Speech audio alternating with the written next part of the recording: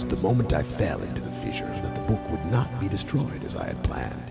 It continued falling into that starry expanse of which I had only a fleeting glimpse. Greetings everyone, I am Dr. J and welcome to Through the Looking Glass, where I look at old games I haven't played before to see if they still hold up. Today I'm stretching the definition of haven't played before by talking about the very first game my family owned, Myst. It's hard to find a more well-known point-and-click game than Myst, as it was quite the anomaly for its time. Rather than using sprite art, it used 3D graphics that were somewhat advanced for its time, and to make that function, the majority was pre-rendered as still images to shift the heavy lifting from processing to memory. By doing that, it led to the game being very visually distinct, which combined with the lack of soft locks earned it a fond reputation for its time. Nowadays, what makes it interesting to look back on, and why I'm stretching the definition of haven't played before, is because the game is still very much a point and click, and a notoriously obtuse one at that. Though I remember playing it when I was really young, I didn't recall any of the substance behind it, merely a few scattered images. What I also remember is never being able to figure out what I was supposed to be doing, to where I definitely couldn't have told you anything about its story. Only small tidbits my father would say in vague reference to it, without actually giving away any substance, because why would you spoil the story of a point and click? Thus, when sitting down to play it, I was very curious to see if I could figure the game out without needing to look stuff up or have my family drop any more cryptic hints. So without further ado, let's discuss it, starting with the story. The introduction gives us an unnamed man who ends up leaving behind something he clearly values, a book that appears linked to some other place or time. Clicking on this book leads us to a solitary island. The few sound effects and occasional bits of music are only company as we try to get our bearings in this strange place. Our only hints of what it might be can be found with a random note and among a library, as while most of the books have been torched, a few still remain, and describe a variety of places through the eyes of an explorer and scientist. Between that and a pair of books that seem to have a person contained in each of them, good luck trying to figure your way around. From there, you're pretty much free to explore in whatever direction you wish. The island you start out on isn't all that expansive, nor are most of the places you can end up, but what makes them interesting is that there is very little, if anything, you can click to or on that won't have some kind of relevance later down the line, even if it's something as simple as a visual reference to another section.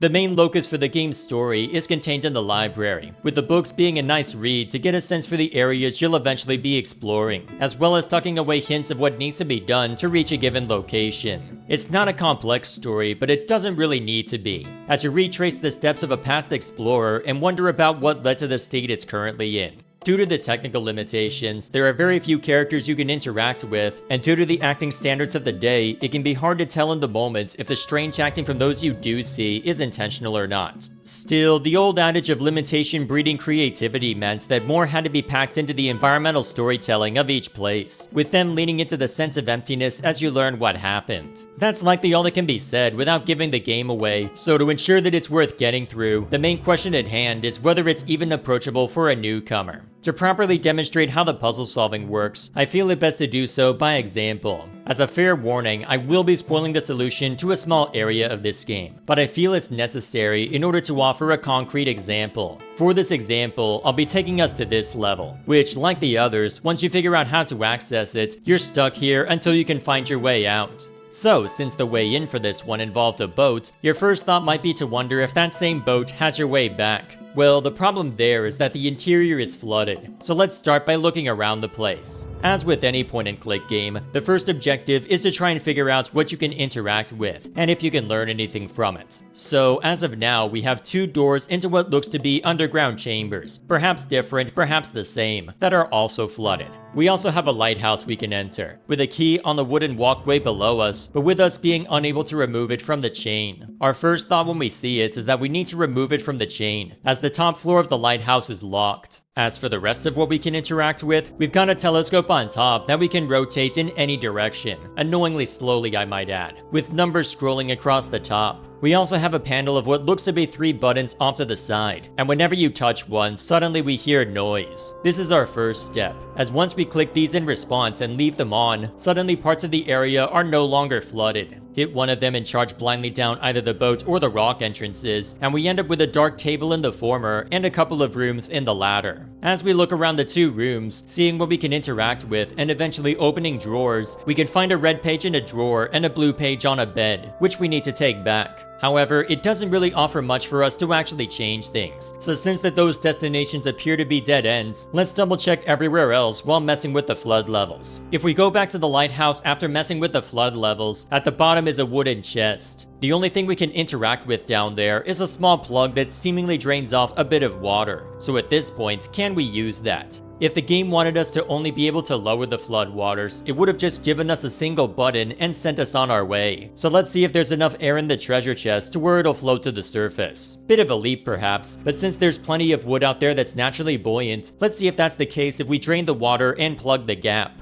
And as it turns out, suddenly we've got a chest next to the key that can open it, with the position of the chest perhaps offering another clue of this being the solution. Though good luck keeping track of that part. With how much one has to click to get to an area, it can end up disorienting at times, especially on the forest level. Regardless, once that's open, we then have another key inside that allows us in the lighthouse's upper room. Once we're up there, the only stuff to interact with is a crank, and if we mess with it, we can eventually observe that it has an effect on the level of this right here. This may not have an effect on anything in the lighthouse, given that it's got windows, but perhaps this lighthouse isn't just so in the traditional sense. So we check the boat and find nothing changes, and then we check the interior of the rock and find both paths are lit up, which ends up being important because while you might have been able to stumble your way blindly to the rooms below, there's a vent marked by a symbol on both sides, which can only be opened while the lights are on. And if you crawl through, you find, well, this random thing looking out into the water. So let's see what clicking on this does for us, and we're back in the dark. Great. Apparently touching the stuff on the side wasn't what we were supposed to do, but is there somewhere around here that might have a hint for us? Well, first off, so that we're not groping around in the darkness, we might want to hit the lighthouse again, but our search through the rooms doesn't yield anything important. Well, apart from this over here, but that totally has no significance at all whatsoever. Stop looking at the screen like I'm lying.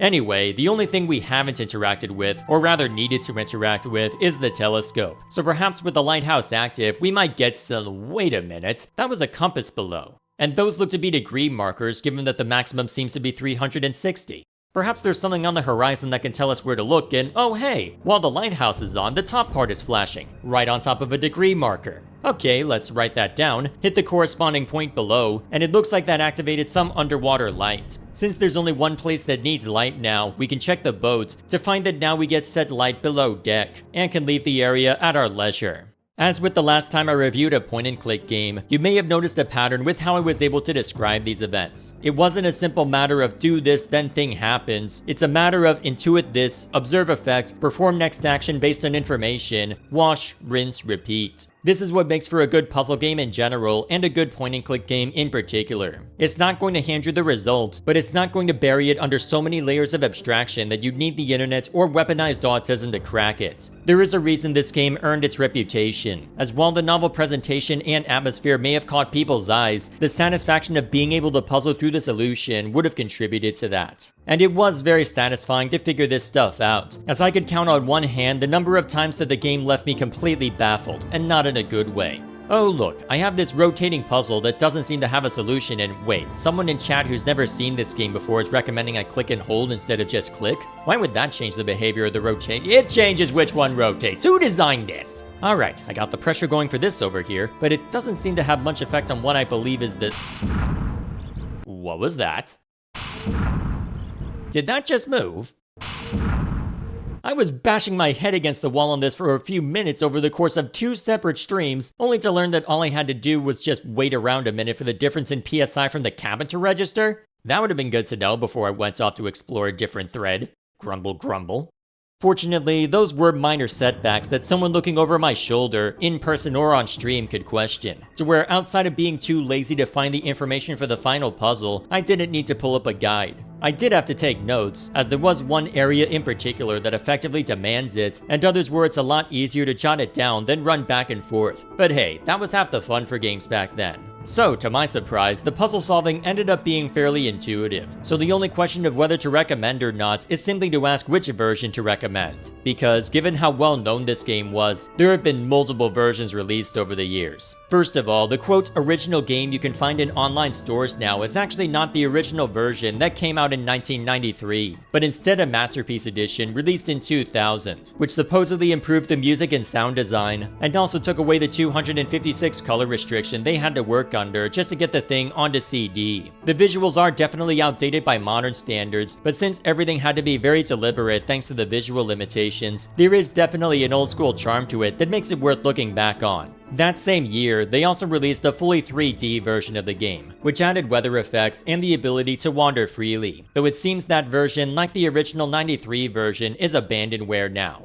In part, this is because of newer 3D versions, and in part because in order to add free roam, it took a major hit to both the graphics and performance. Still, perhaps that's for the best, as I'm of two minds when it comes to a free roam feature. The way that point and clicks operate, they're supposed to give you all the information you need in order to succeed, and to accomplish that are often very deliberate about what they allow you to view and interact with. Allowing you to roam more freely might be a nice idea in theory, as it then means you can be more deliberate as to where you go, but it also means the possible interaction points expand to, well, basically everything. If I didn't have a screen that pointed me to a water valve, it would have taken me longer to figure out that I needed to check on it. Because of that, I don't see the utility in having the mode unless you just want to admire the view. Fortunately, one of the 3D versions you can buy now thankfully has both, so my complaint in that case ends up being a nitpick. Speaking of which, the first of these released in 2014, using the Unity engine to remake the game from scratch. And in this regard, I'm not sure it was the smartest choice, as it seems like they're using the engine's default lighting. A lot of the texturing is decent, if a little flat, but there's a certain look that a lot of early 3D Unity games end up having, and this remaster still falls into that.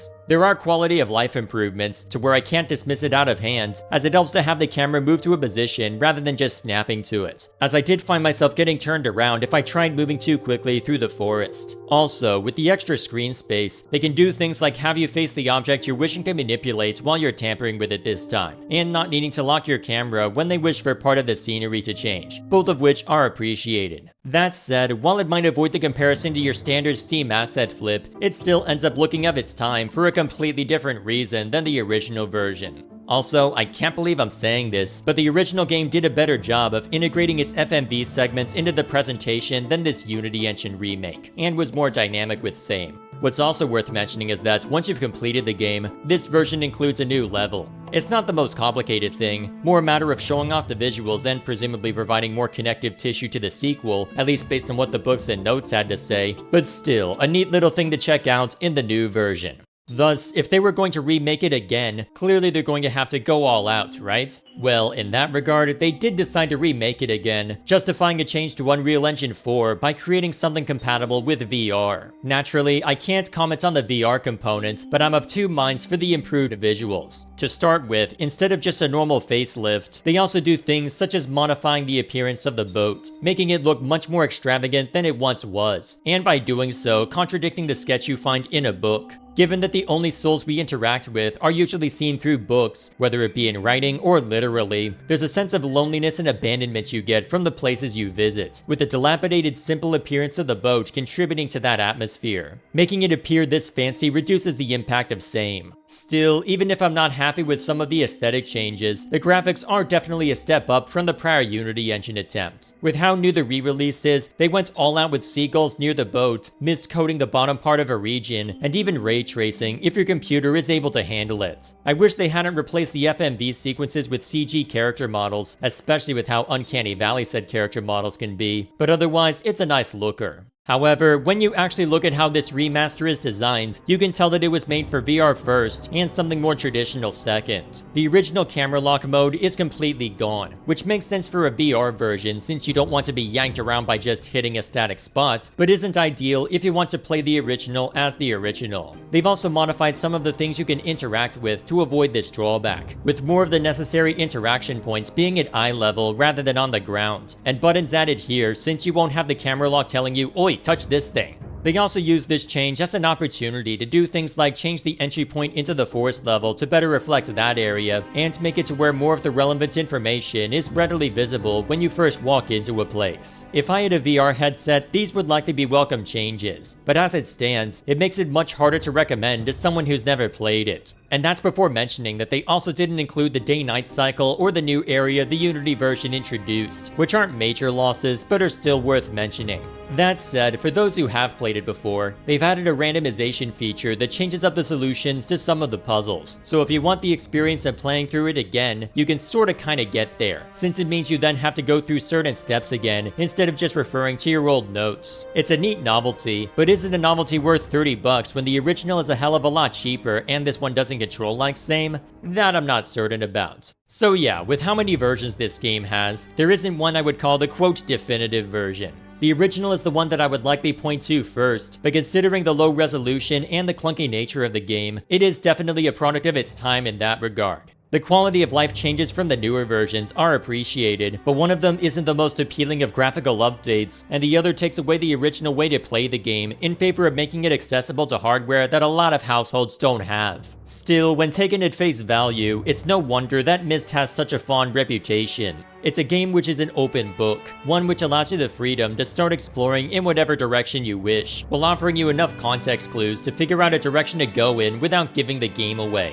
Offer up enough of a story for each region through the library, and if you don't mind sitting back in your chair and either reading through a bunch of stuff for more information or having to take notes every once in a while, it's worth checking out. With that said, that's all I have for this video, so thank you all for watching. Please like and share this if you find it deserving, and subscribe to this channel for more reviews as well as other content posted on a semi-regular basis. Emphasis on semi-regular, as I'll be looping around to a couple of longer projects soon. But given that this video inadvertently coincided with a remake of Riven, I won't be at a loss for subject matter when I return focus to the point and click well. Until then, thank you all once again for watching, and I'll see you all later.